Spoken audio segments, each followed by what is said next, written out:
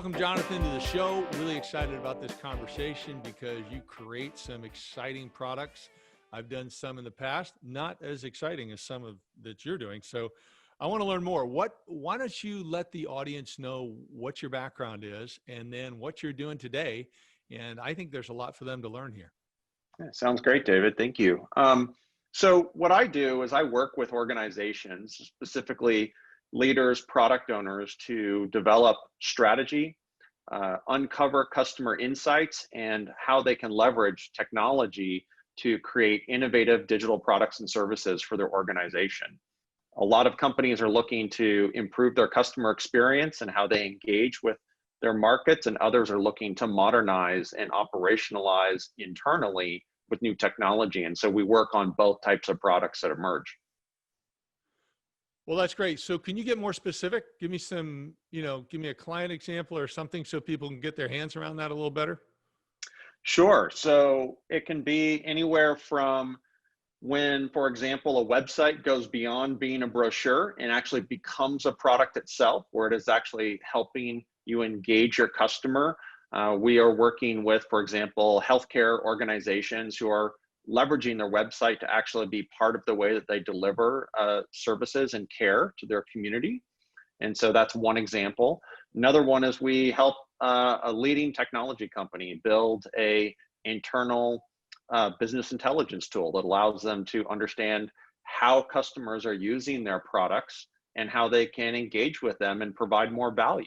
And so these are unlocking huge parts of the relationship that otherwise would be unknown to both the business and unleveraged and tapped for the customer. I'm curious about the BI tool because there are so many businesses that really don't track that information and don't have a good handle on it. And we've looked at that internally, what we need to do to better understand that with the different things that we're doing. But can you give us some more specifics on that? Because I'm curious. I think that might be something a lot of our audience should be considering for their business as a way to better engage and then identify new services to offer. Yeah, absolutely. I think there's a couple of interesting things that you can really look at. The first one is, I think leaders and in general today, we need to have an understanding of when we talk about data, what are the different types of data that we're talking about? I think there's been a huge surge and momentum of collecting data for the last decade, but what to do with it and how to actually leverage it in your business is a different story. So the two types of data are transactional data. How many times did somebody buy this product? What's the pricing information, et cetera. Whereas the other type of data is behavioral. Why did somebody choose to buy my product? How did they actually go about buying my product? What were the triggers in their buying process? Or how do I support them and actually maintain the adoption and long-term success of buying our product? Very different types of data, very different ways of getting to that insight and being able to inform your business.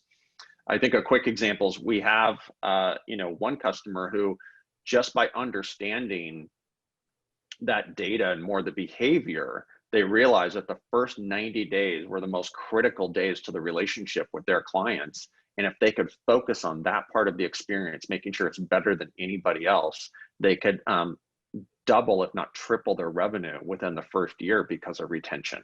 And so those kinds of insights can be significantly transformative for an organization. Yeah, I think that's really a big challenge for a lot of companies. For instance, when we do our talent assessments, okay, they're provided by a third party, company. We do the talent assessments. We do some very unique things with them. We have a lot of manual processes in it. We create a summary of we ask people to once they get their report out of the assessment, they're supposed to do some manual things to it. We create a summary of that. We provide a detailed analysis of what we see in the report. We even make a hiring recommendation if it's somebody new. But what we always want is we want the clients to then apply that information. And like right now, we have no way to track that. Mm-hmm. We teach them how to do it, but we know most of them don't do it. Right. And if they were just looking at the information, once a quarter or that type of thing, and they could apply things much better. And that kind of goes through, you think of our consulting business on the leadership side and hiring side and other things. How, if there was a way for us to track how people were actually applying the things that we were teaching. And I think so many businesses in so many areas, they don't do this. You're talking about the first 90 days. I agree with you. It's probably very important, but what about afterwards? Do you have apps that are actually tracking usage so people can kind of understand where somebody's using a particular service or product or what part of it? And then, so they can kind of understand, well, wait a minute, this client's not doing anything. We need to engage. Absolutely. So we have, multiple products that we work on for our clients where we've, looked at, how do we actually, identify where these areas of opportunity and, where they are. I think data, is this thing that, is talked about very loosely. It's talked about around context of like, we want to make more data-driven decisions. We want to have more personal experiences for our customers. But so understanding the behavioral side that can come from data and how you input that into your products or services, is really significant. And to understand that data a little bit deeper, I think it's really helpful to understand the makeup of an experience and how that, manifests itself in a digital product or service. So experiences, I think a good way to think about them, are made up of moments. And what are the critical moments a customer is engaging with you?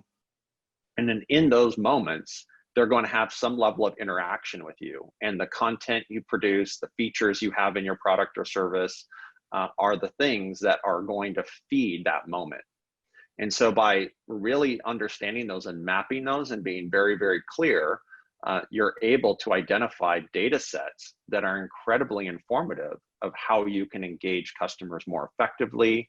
And you can get signals to, oh, we have a customer that's unhappy. How do we provide a service recovery? Or how do we think about, prompting them so we can have a conversation to promote their success? Using your example, what are the signals that we might be able to implement into our platform or product in order to think about how do we get people to apply these incredible insights that we've handed to them from our first engagement.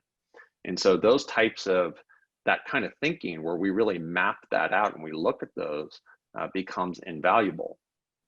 One really, I think, easy example is we have a client where they had an existing product. It was incredibly robust. They both service businesses as well as direct consumers, and they never actually mapped the product flows. And another way to think about product flow are what are the jobs to be done inside their product. So that's a concept that Clay Christensen from Harvard University coined around this idea of, what's the job of the product, or what jobs do the product have to enable? And when you really break that down, you understand that you can access a treasure trove of new insights in data that before was just, unseen. Yeah, this is really, so I do have to admit to the audience, I have a bias. So over my 25 plus years of software development experience doing different things, I've worked with overseas groups, and I've worked with my own teams, and I've worked with outsourced locally, in other words, in America. I have to tell the audience that my experience, at least, is one of the main reasons you want to work with a US team, such as yourself, is that they understand strategy and you can implement things much faster. Yes, you pay a higher rate, but you end up paying the same or less for much higher quality work working with US. And where I'm driving here is I noticed on your website, one of the key things when I looked at services on your website, the first thing was strategy. And if you're trying to pay the lowest price for development to get something done, that piece isn't there if it's overseas. It's just not there. And I mean, can you give us an example of, and I haven't prepped you for this, so just to let the audience know, can you give us an example of where you've gone in and the client had kind of a nebulous, unclear idea of what they wanted to do, and then you guys were able to unearth really where the big value was? Yeah, absolutely. I think getting into that, what we run into a lot, and I'll paint a picture that will lead to a very specific example, but I think what's really important is to, when we think about strategy, is to understand what strategy isn't. And a lot of times what we see is a lot of confusion in our space where a goal or an idea is confused as being strategy. Ambition and grit are confused as strategy. Planning is thought of as strategy, and none of those things are strategy. I mean, they're all important. Having a great goal or a great idea is absolutely important. Being ambitious and hardworking, it's a must, right? Those are table stakes though, but none of that is strategy. And so when we come in, a lot of times we have clients who have an incredible idea. They've identified a problem, but they haven't done the strategic work yet. And that strategy becomes, you know, foundational for their success. So, So do you have, strategy. so sorry to interrupt, but do you have some problems where sometimes they're like, yeah, this is what we want to do. We got this goal and we want to charge. We want to go, go, go. And you got to say, whoa, whoa, whoa. Wait a minute. Wait a minute. we got to slow it down. David, I have that conversation every week. It's amazing because, again, it's just, people don't understand in a lot of cases what strategy really is. And strategy is really made up of just a handful of really critical things, but it's really hard work. It's understanding the problem. And I mean, really understanding a problem, right? Why would you build a product or service? It solves a problem for a customer, somebody who's willing to buy a solution. Otherwise, why would you build that?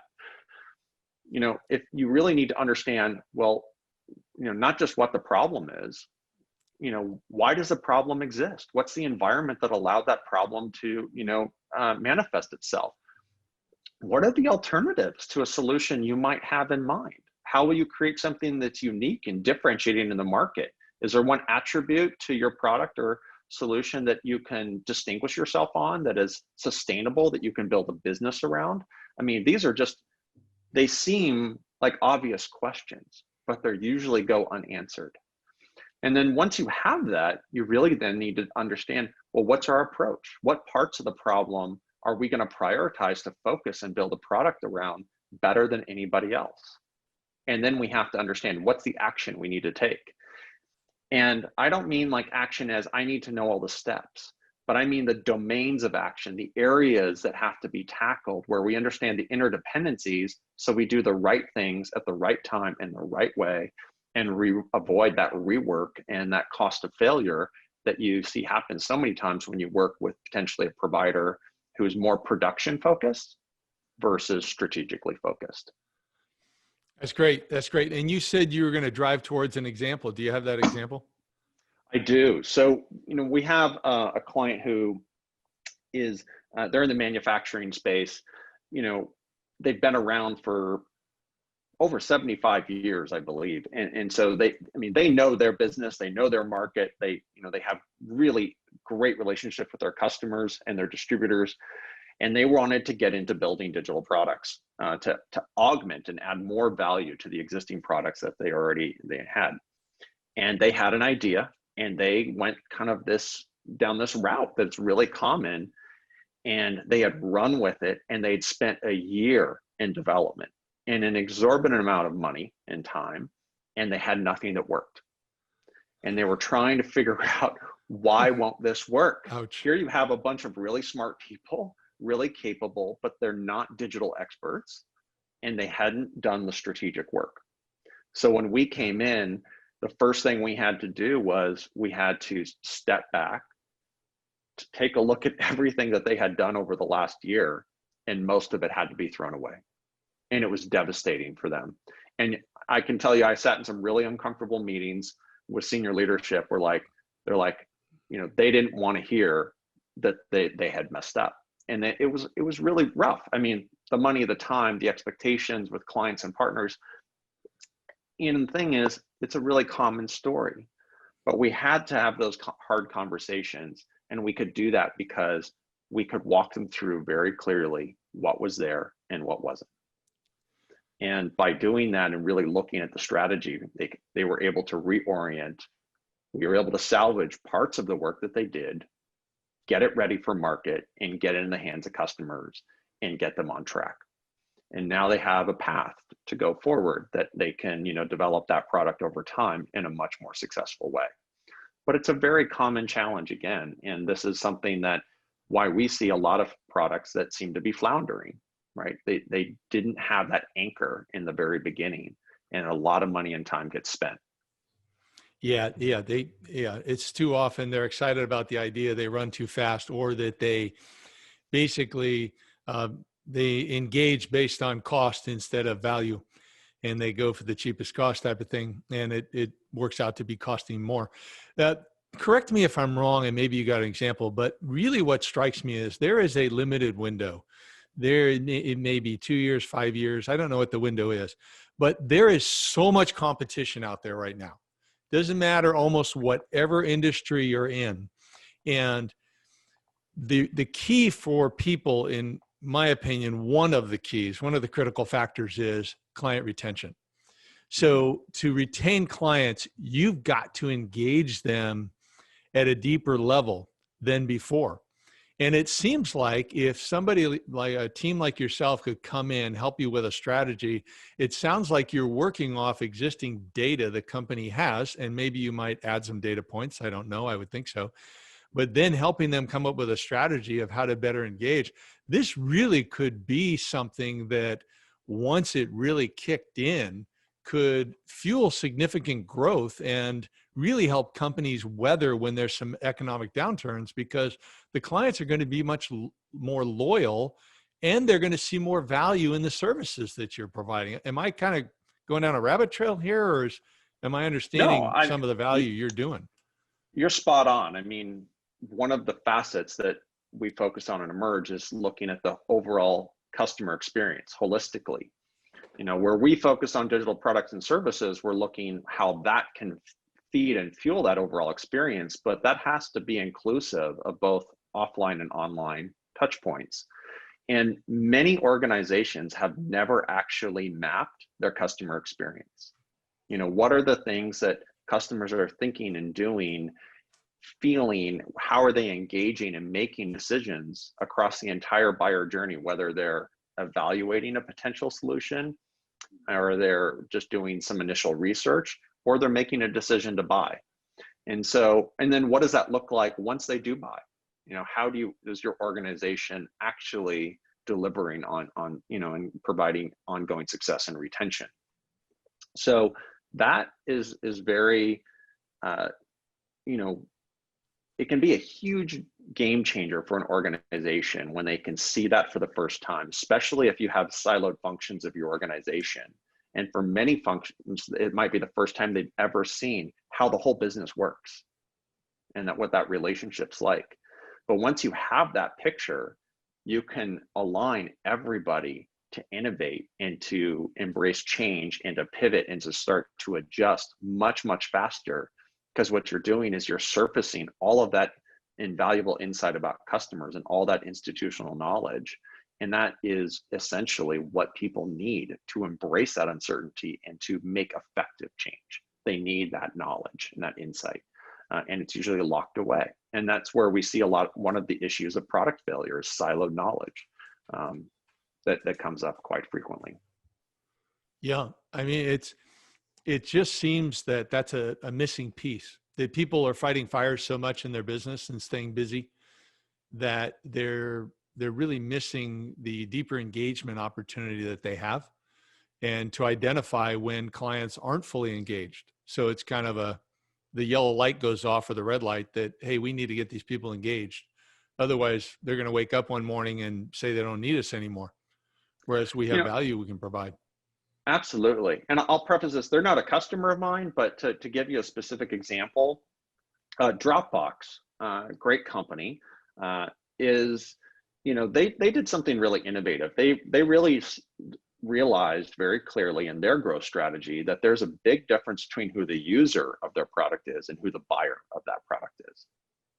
And so they have a bottom-up growth strategy, which is, let's give away this product for free so companies can start to use it. That will show them the value.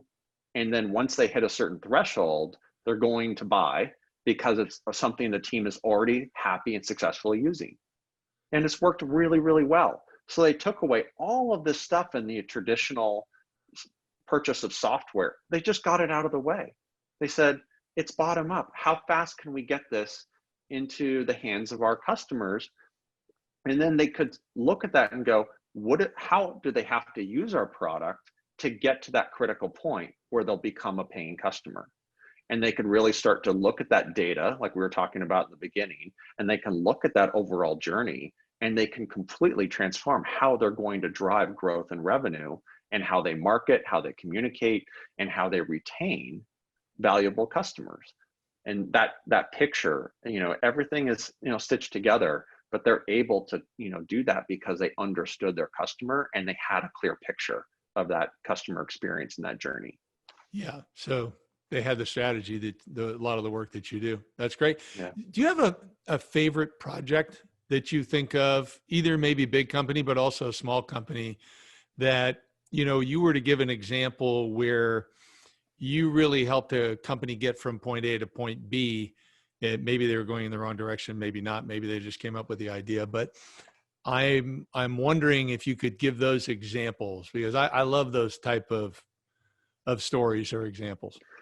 Yeah, there's one client in particular, large technology company, really on the cutting edge right now in machine learning, and they've been so much fun to work with. We worked with them for years and helped them solve multiple product problems and do a lot of innovation work where we're helping them look at how they can create products and services to support the growth of their company, at the same time in parallel to the core product team that is running their main products.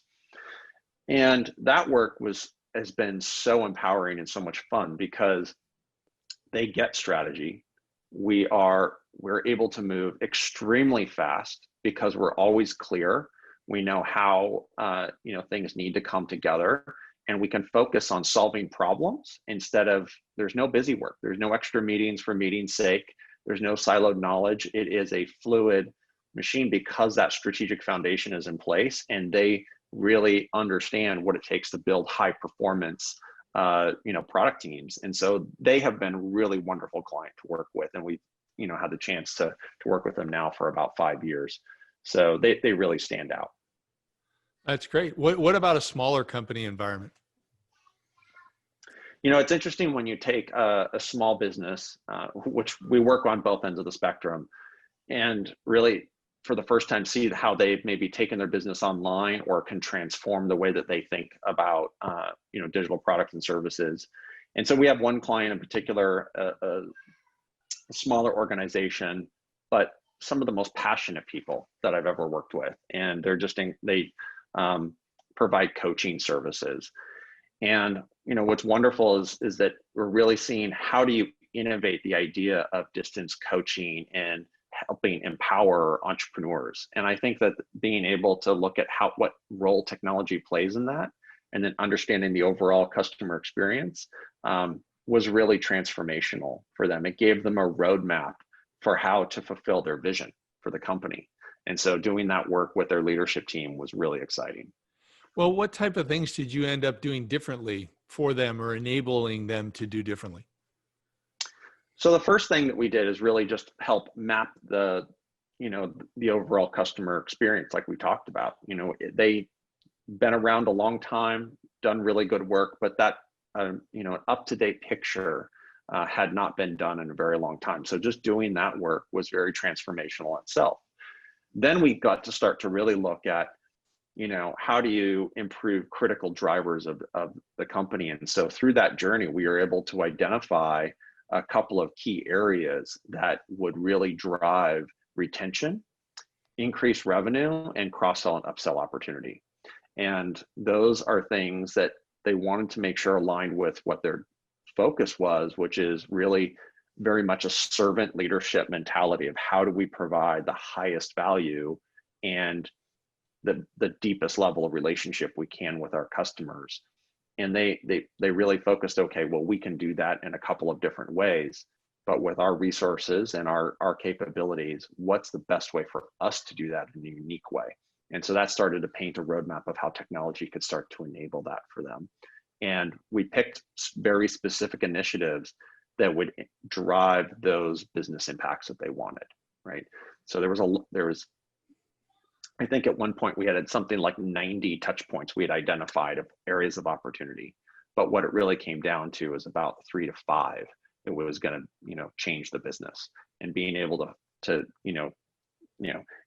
find the needle in the haystack, so to speak, and really focus in, brought a lot of, stability and focus and excitement around where to focus and what could be done. And then we got to work on that work. Now, the digital work that you do, it spans a lot of different areas, doesn't it? I mean, it can support marketing or sales or strategy or employee engagement or customer engagement or whatever. Am I right? Absolutely, 100%. I mean, who owns digital products in an organization? It can be in any function, right? Like you said, employee engagement, can be marketing. That's where we see, public website is a good example. That transition from when it goes from just a simple marketing tool to a product itself, just that evolution it can be transformative for an organization. So being able to work on those different facets, the tool sets of how you create successful products, and the how you approach the overall work is the same. Successful products, are ones that serve their users, but the core of where that can sit can be anywhere.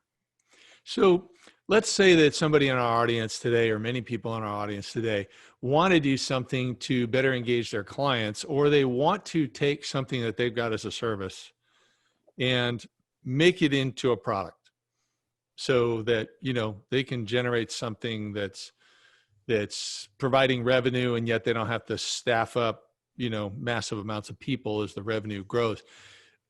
Where would you say they should start? Where should they start that process if they want to do this through a digital product? Where should they start, and at what point would they engage with an organization like yourself? Or and I don't think you mentioned it's a emergent. What's the name of your company? Emerge Interactive. Yeah, I don't want to mess it up. I thought I was going to mess it up. So Emerge Interactive, and the website is just emergeinteractive.com, right? Because I was on it earlier. Right. Okay, great. Yep. So what would they want to do as kind of an internal thought process, and then reach out to somebody like yourself to then say, okay, where do we go with this? And what's that process look like? Yeah, so typically what we see is that by the time somebody comes to us, they at least have an understanding of, and at least an idea of something that they want to pursue, and how that will fit into their business at a high level. And then normally that's a starting point for us, where we'll come in and we will, help them develop a strategy for that product, and then we'll help them actually define and develop that product if they need those additional services. But that strategy is really the starting point, because it's the foundation for all the other work, and making sure that your product finds market fit, if it's a consumer facing, or making sure that we have a strategy that aligns to employee adoption and engagement if we're bringing that as an internal tool. So we really focus there first. Sometimes we'll have clients who they have a strategy, and what we have to do is we have to make sure that we understand their strategy and why they made the decisions that they did. And so we'll do kind of a lighter engagement that really focuses more on how do you start to drive the impact that you want. And we'll move more into helping them define the solution and take that forward. The main thing that we always really run into, that I want to just throw out there for anybody listening though, is make sure you have your insight on your customer. And if you need that help, whether it's hiring somebody like us or somebody else, make sure that they're involved in really figuring that process out of what that product needs to look like, and that idea, because that's going to be the absolute underpinning of your success. And how often does it happen? I mean, we all have customers, but how often does it happen that somebody comes in and says, hey, I've had this business 5, 10 years, 20 years, whatever, and we're kind of just moving along. I'd really like to do some quantum growth. And I don't know that I have the data point or the understanding of my customers of exactly what's that's going to be. I think it's this, or I think it's that. But how often does that happen, and what does that look like? It follows a very similar process. The first part of developing the strategy is then understanding if you want to grow, where's your area of opportunity? And so a lot of times we'll help clients with market research or engaging their customers. And what we find often is that maybe a customers didn't know of the other services or options that were available from the client, or that they they have very clear needs and they found a substitute or workaround, and that if our client could provide a more unified solution, that they would be able to grab or gain market share.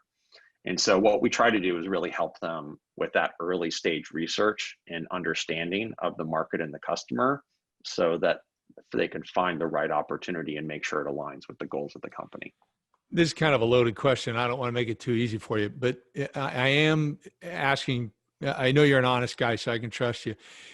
Do you find that it's easier for a company's clients to talk with your people who are better at asking the questions and maybe better listeners, so that they can actually mine data, mine opinions, figure out some things that the company that's maybe worked with these clients for 5, 10 or more years is overlooking because they've been down in the weeds so much? Does that happen? Or I mean, every client we work with, I think one of the biggest values we offer is perspective. I mean, expertise, absolutely, but perspective is, critical. And a lot of times you see customers are, they don't want to hurt the feelings of, the company, or they really, it's like, hey, well, I've worked with Sarah for 15 years. I love Sarah. I don't want to say anything bad. I'm not, I don't want to be frustrated, and you see that get in the way of being able to get sometimes really raw and honest feedback about a business or a product or service that exists. A lot of times we also see that companies are challenged with an issue what is called confirmation bias. So they seek data that confirms how they believe, something should be, and so that really can get in the way, and that means that the business now has an incomplete picture. They don't have a true sense of reality of what it's going to take to be successful. And so by bringing in outside perspectives and expertise, you can help eliminate that confirmation bias, and you can make sure that you're getting better information, better data from people who know how to ask really good questions, listen really, really intently, and pull that forward into something that's actionable for your organization. I can totally validate that, because almost every week I'm interviewing candidates for clients to hire. And the reason they have me interview them is not only because, I have certain questions I ask and a certain methodology like yourselves, but I have no emotion in the hire. I have no bias. Just like you said, there's no bias. I'm not trying to fill a seat so I can get back to my other job. So I'm going to overlook some warning signs, that type of thing. I'm just trying to find the best match. And like your people, you're just going out and trying to find the best data. And I just encourage people. I've been there. I've got the scars on my back. I've made the mistakes with doing this type of customer research. And I'm pretty good at asking questions and listening. But it sounds like, these initial strategy engagements that you do, if I'm hearing you correctly, Jonathon, you're going in, working on the strategy, providing the strategy, and then you're providing some options where, if it's applicable, you can help what that might look like, or the company can take the strategy and, run off on their own. Is that basically what you're doing? Spot on. Yeah. If they're having us, a lot of times we'll do work and we'll hand it off to an internal team, so they're set up for success. And in lots of other cases, we're actually helping, we become the product team for our clients, and we move it through completely, end to end, from strategy through design to implementation, and provide that continuing support and perspective that will help them. I think something that really jumps out to me too is, a lot of times when organizations think about developing, digital products or services, they run into also this challenge of managing expectations. And there's, when you're talking about how you're interviewing people and, again, you don't have any, you have no skin in the game. You're just trying to find, a well-qualified person. And expectations, really come into a big play of, how you would, interpret something or your needs in the moment. And so what we also see is that by coming in, we can kind of help level set. Well, what are the expectations? You want quantum growth? Well, let's talk about what it takes to actually implement quantum growth. And I think there's this challenge of expectations where like technology can be the silver bullet, and it's not. It's just like any other business tool. It has to be used in the right way, and it has to have the right resources behind it. And then you have to have a fit with customers so you can get that, kind of launching pad for success. But, making sure that you think about those expectations early on is really critical. I totally agree. Totally agree. Well, and I feel like I'm just starting to interview you to work with our company type of thing, which, so we could talk for another couple of hours, but is there any closing advice you would give to people? Yeah, I mean, I think that anybody who's considering whether it's your website is not performing and you need it, it really is because it's no longer just a marketing brochure. It is literally part of how you engage and service your clients, whether it be through e-commerce or you're really trying to support every stage of the buyer, journey, or you're thinking about building your mobile app or whatever that next thing is. Don't get caught up in the noise of what strategy is. Anchor it to, the vision that you have for your company. Make sure you're really clear about your long-term goals and then near-term objectives. That can be really essential to success. And you really need that so you can make better decisions as you go forward and really make sure that you avoid some of the pitfalls of failure. Yeah. And I would add to that, that I would especially encourage people who've been in business for a while, and they're not seeing the growth rates that they want to see, or they're seeing no growth. They've stalled for multiple years. How much longer are you going to wait before you really look at your strategy, work on the strategy so you can really start to grow and maximize your business? Because sooner or later, the time's up. It's time for retirement or it's time to move on, whatever, and you want to maximize the opportunity. So, Jonathon, if people want to learn more about your services, get a hold of you, how do they do that? The best way to learn more about our services and get a hold of us is if you go to emergeinteractive.com. We have a great website that will tell you a bunch about the different things that we can do, show you some examples of our work. You can also reach out to us for a free consultation if you'd like to talk about an idea or a project that you have underway, or maybe a product that's not performing the way that you want. And we'd love to talk to you. Fabulous. Well, thanks so much for spending time with us. I'm sure this has been a great conversation for our people. David, thank you so much for having me.